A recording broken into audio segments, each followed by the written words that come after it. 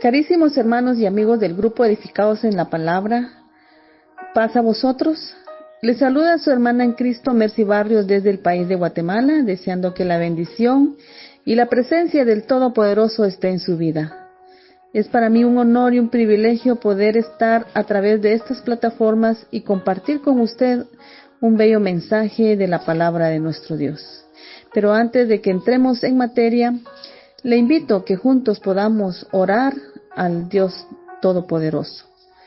Eterno y bondadoso Padre, en el nombre precioso y santo de Cristo Jesús, nos acercamos al trono de tu gracia, esta sierva tuya y tus hijos de este grupo edificados en la palabra, para darte la honra y la gloria que tú te mereces, Señor.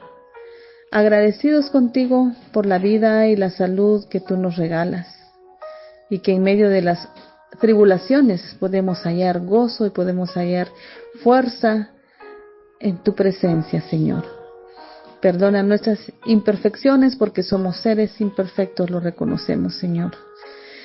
Ahora, Señor amado, suplicándote la dirección de tu Santo Espíritu para que esta palabra llene nuestro corazón y ante todo, Señor, no seamos oidores olvidadizos, sino hacedores de esta palabra y así dar a conocer, dar ese testimonio de que somos hijos tuyos, herederos del reino eternal. Guíanos, Señor, a través de tu Santo Espíritu, úsame como un portavoz de tu palabra y ante todo, Señor, primeramente esta palabra sea para esta sierva tuya y también pueda ser de bendición y edificación a los oyentes. En el nombre precioso de Jesús, tu Hijo, te lo suplicamos para la honra y la gloria de tu nombre. Amén.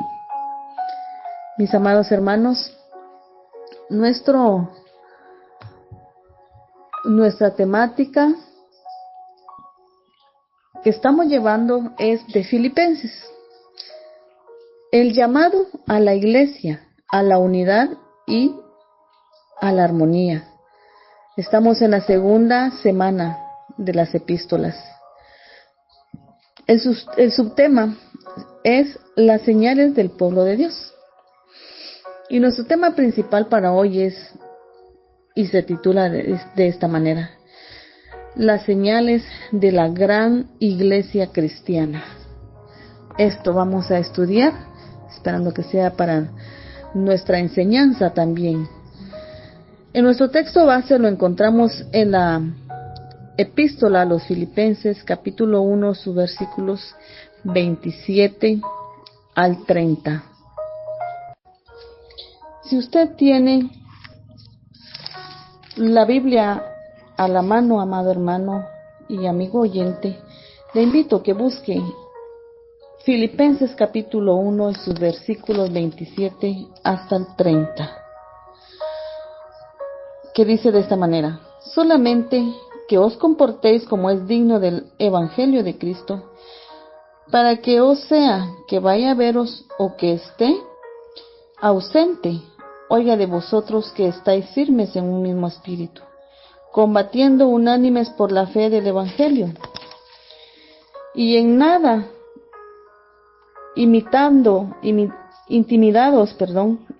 intimidados por lo que se oponen, que para ellos ciertamente es indicio de perdición, mas para vosotros de salvación, y esto de Dios, porque a vosotros os es concedido a causa de Cristo, no solo que creáis en Él, sino también que padezcáis por Él, teniendo el mismo conflicto que habéis visto en mí, y ahora oís que hay en mí.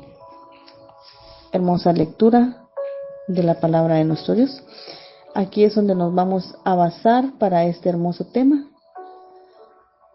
Y el objetivo, mis hermanos, de estudiar este tema es motivar a la iglesia a vivir de manera digna del Evangelio, manifestando las señales que identifican a la verdadera iglesia cristiana en conducta santa, fidelidad doctrinal, firmeza espiritual y valentía en medio de la oposición. Como contexto histórico, la carta a los filipenses fue escrita por el apóstol Pablo de Tarso, mientras estaba preso en Roma, aproximadamente en el año 60 o 62 después de Cristo. La iglesia de Filipos fue la primera iglesia fundada por Pablo en Europa, según Hechos 16.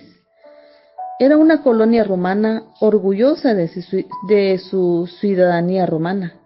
En ese contexto, Pablo utiliza el término comportarse como ciudadanos del reino de Dios, recordándoles que su verdadera ciudadanía no era romana, sino celestial. La iglesia enfrentaba oposición y persecución, pero también debía luchar por mantener la unidad interna. Pero también sabemos, ¿verdad?, que Pablo estaba en prisión y enfrentaba un delito capital y había lugar para ser ejecutado. Pero él no lo pensaba así. Pero sí había una dicha posibilidad. Y no estaba seguro de volver a ver nuevamente a la iglesia de Filipenses. De modo que se sentó a escribirles esta carta. ¿Qué diría usted, hermano, si le escribiera a un grupo de personas de Dios por última vez? ¿Qué le diría usted a ese grupo de personas? Uno de los temas que le preocupaban a Pablo era el tema de este pasaje, las señales de una gran iglesia. La iglesia filipenses era una gran iglesia, amados hermanos, y Pablo quería que permaneciera siendo siempre una gran iglesia. Por lo tanto, revisó con ellos las señales de una gran iglesia cristiana. Y ahorita entramos al desarrollo de nuestro tema y vamos a ver tenemos 4 señales a revisar, amados hermanos. Y la primera señal es con una conducta cristiana, ciudadanía celestial, según el versículo 27, que dice que os comportéis como es digno del Evangelio. La palabra comportéis implica vivir como ciudadanos responsables, teniendo una nueva identidad, no en las cosas de este siglo, sino en las del reino venidero. Filipenses 3:20 dice, mas nuestra ciudadanía está en los cielos. Y también la primera epístola de Pedro, capítulo 2 y su verso 9 dice, linaje escogido, real sacerdocio. O sea, una gran iglesia que se distingue por su estilo de vida, por su integridad y fidelidad al Todopoderoso, por su santidad, por hablar un lenguaje limpio delante de los hombres y delante de nuestro Dios. Y por supuesto vestirse como ciudadanos de ese reino. No permitir infiltración mundana en nuestra vida. Vivir, hermanos, y dar testimonio coherente como una colonia celestial, una colonia cristiana dentro de un entorno que nos contamina o nos puede contaminar. No basta con profesar el Evangelio, con solamente presentarnos a la iglesia. Hay que vivirlo, hay que hacerlo efectivo en nuestra vida diaria, con cada una de nuestras acciones. Santiago capítulo 13, su verso 13 dice, ¿quién es sabio y entendido entre vosotros? Nos pregunta. ¿Quién? Muchas veces nos decimos que somos personas sabias, que podemos hacerlo todo. Somos personas entendidas. Pero dice aquí este versículo, ¿quién es sabio y entendido entre vosotros? Pues que lo muestre, dice, por su buena conducta y sus obras en sabia mansedumbre. Amén, hermanos. Es el llamado que nos hace este mensaje, este tema, a tener buena conducta y que tengamos buenas obras, porque es ahí donde vamos a demostrar que somos personas sabias y entendidas, personas llenas de humildad, llenas de mansedumbre, que no se dejan de llevar por este mundo actual. El segundo punto, la segunda señal, honrar el Evangelio, es algo importante, honrar el Evangelio.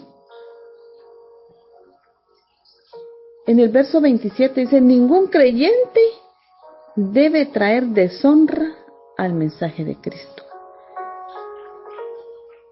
La epístola a los Romanos capítulo 12 y su verso 24 dice que el nombre de Dios es blasfemado por causa de nosotros. Y qué terrible es que nosotros seamos ocasión de que el Evangelio de Dios sea blasfemado, amados hermanos. Y también en el Evangelio según Mateo 5:16 dice que así alumbre vuestra luz, dando buen testimonio. Honramos el Evangelio cuando defendemos la sana doctrina, cuando vivimos lo que predicamos, cuando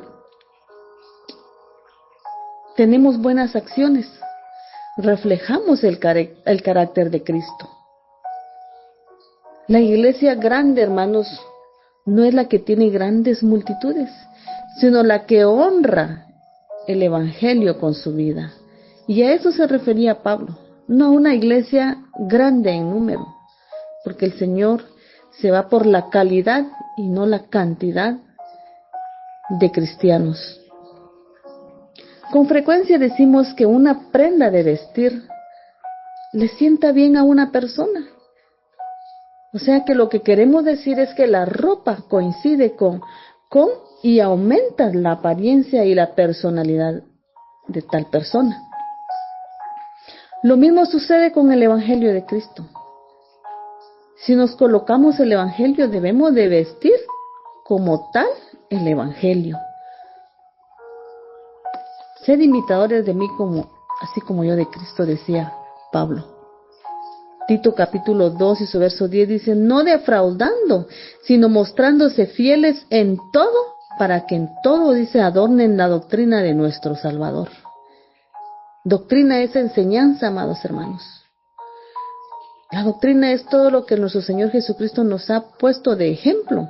Cómo debemos de actuar, cómo debemos de conducirnos en esta vida como cristianos fieles y verdaderos. Colosenses capítulo 3, su versos 12 al 14 dice, vestidos pues como escogidos de Dios, santos y amados de entrañable misericordia, hermanos, de benignidad, de humildad, de mansedumbre, de paciencia, soportándonos ¿cómo? Soportándonos unos con otros, no odiándonos, y perdonándonos unos con otros, si alguno tuviere queja contra otro. De la manera que Cristo os perdonó, así también hacedlo vosotros. Y sobre todas estas cosas, vestidos del amor, que es el vínculo perfecto. Qué hermosa palabra de nuestro Dios. Vestidos pues como escogidos, amados hermanos. Que ante todo y el primer fruto del Espíritu sea el amor, porque cuando usted ama al prójimo, automáticamente está amando al Dios Todopoderoso, el que le dio la vida, el que lo trajo a este mundo con un propósito. No vivimos porque sí la vida, sino porque Él quiere que nosotros lo representemos y seamos embajadores del reino de Dios. Tercer señal, estar firmes. Estando firmes en un mismo espíritu. La firmeza habla de estabilidad espiritual, hermanos. La primera epístola a los Corintios 15:58 dice, estad firmes y constantes, no No tibios, no hoy sí, mañana no. Firmes y constantes. Y también en la epístola a los Efesios 6:13 dice, habiendo acabado todo, estar firmes. Una iglesia, hermanos, firme, no se mueve por falsas doctrinas, no se deja llevar por cualquier viento de doctrina, no se divide por conflictos internos, sino que permanece unida en un mismo sentir. La unidad fortalece el testimonio. Un mismo espíritu, hermanos, significa que todos los miembros de una iglesia deben nacer de nuevo por el Espíritu de Cristo. Todos los miembros deben de tener un espíritu renovado, estar dispuestos a ser renovados por el Señor cada día y que seamos de la misma fuente y de la misma persona en Cristo Jesús.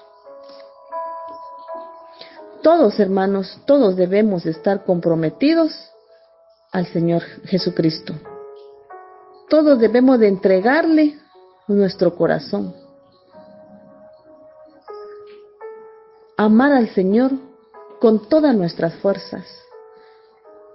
Y cuando le amamos con todas las fuerzas, estamos firmes y unánimes, hermanos, no dejándonos mover por ningún viento de doctrina falsa. Y unánimes significa que todos los miembros deben de tener el mismo propósito, una misma fe, que todos debemos de centrarnos en el propósito de Jesucristo. El punto es este: el mundo, sus pueblos, sus familias, sus naciones, pueden estar separados y divididos, peleando y difiriendo, discutiendo y estando en desacuerdos, peleándose unos con otros, divorciándose, haciéndose la guerra y matándose uno con otros, buscando y aferrándose. Incluso se da dentro de las congregaciones, que tal cosa no debería de darse, sino antes dejarnos mover por el Espíritu Santo de Dios. La iglesia no debe de vivir de ese modo. La iglesia debe de estar unificada, debe de ser de un mismo espíritu, un espíritu unánime, uno en el corazón y uno en el propósito. Primera carta a los Corintios 1:10 dice: os ruego, hermanos, por el nombre de nuestro Señor Jesucristo, que habléis todos una misma cosa, y que no haya entre vosotros desacuerdo, ¿verdad? Divisiones ante todo, hermanos, sino que estéis perfectamente unidos en una misma mente y un mismo parecer. Firmes, hermanos, no desmayemos cuando vengan los conflictos. Efesios 4:3 dice: solícitos en guardar la unidad del Espíritu, esos frutos del Espíritu, hermanos, en el vínculo de la paz. Estamos llamados a guardar esa unidad, porque sin la paz y sin la santidad nadie verá al Señor. Cuarta y última señal: coraje y audacia en medio de la oposición. ¿Cuánta oposición llevamos hoy día? En los versículos del 28 al 30 de nuestro texto base de Filipenses 1, dice que sin que en nada intimidados por los que se oponen. Debemos de tener coraje, fortaleza, audacia en medio de la oposición, sin ser intimidados por los que se oponen. El sufrimiento por Cristo no es señal de derrota, amados hermanos, sino de un gran privilegio, el poder sufrir por Cristo. La segunda epístola a Timoteo 3:12 dice: todos los que quieren vivir piadosamente padecerán persecución. Ya se lo decía Pablo a Timoteo. El Evangelio según Juan 16:33 dice: en el mundo tendréis aflicción, pero confiad, yo he vencido al mundo. Si el Señor Jesucristo padeció, ¿por qué no padecer nosotros? ¿Por qué debilitarnos con una simple ofensa o una mala mirada en nuestra iglesia? Tenemos que tener una posición firme dentro del pueblo de Dios.